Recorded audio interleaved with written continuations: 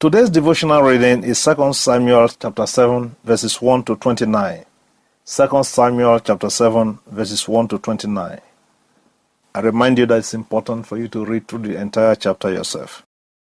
In my commentary, I'll be focusing on verses 1 and 2. And it says, "And it came to pass, when the king sat in his house, and the Lord had given him rest round about from all his enemies, that the king said unto Nathan the prophet, See now, I dwell in a house of cedar, but the ark of God dwelleth within curtains. And Nathan said to the king, Go, do all that is in thy heart, for the Lord is with thee." In my commentary today, I'll be focusing on the beauty of prioritizing God. The beauty of prioritizing God. That is, the beauty of giving God the first place in our lives and making the things that have to do with God our number one priority. I find today's reading very heartwarming, and it puts before us a good example worthy of emulation. As soon as David settled down on the throne, the Lord having given him rest round about from all his enemies, the next thing on his mind was how to build God's sanctuary. He said to Prophet Nathan, "See how I dwell in the house of cedar, but the ark of God dwelleth within curtains." That is to say, see how comfortable God has made my life. I should be doing more for him.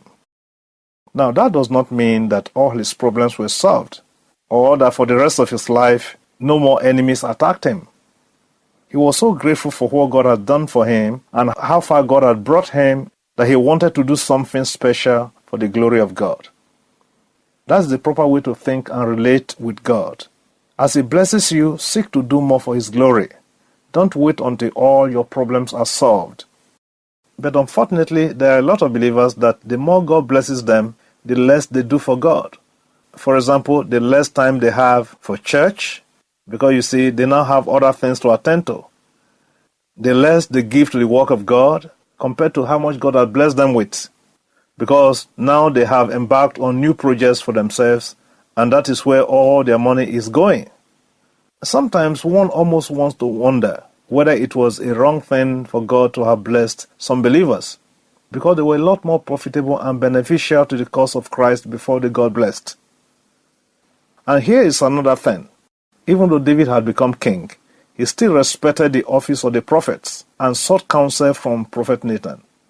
When some believers get blessed, that is when they no longer listen to their pastor, because now they are no longer under anybody's authority. And see how God responded to David for this beautiful conduct. God sent Prophet Nathan back to him with words of affirmation and encouragement and told him, "I will build you a house." Isn't that interesting? David wanted to build a house for God, but God told him, "No, you are not the one to build me a house, but for thinking that way, I am going to build you a house." In other words, God was simply saying, "David, you haven't seen anything yet. I'm going to bless you so much more than this." This tells us that nobody can beat God at giving, and that committing to do more for God does not leave you with less.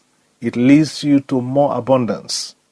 Let me ask you, beloved, has God been blessing you in any way? If your answer is yes, commit to do more for his glory, not less. I think that is the best way to show our gratitude to God.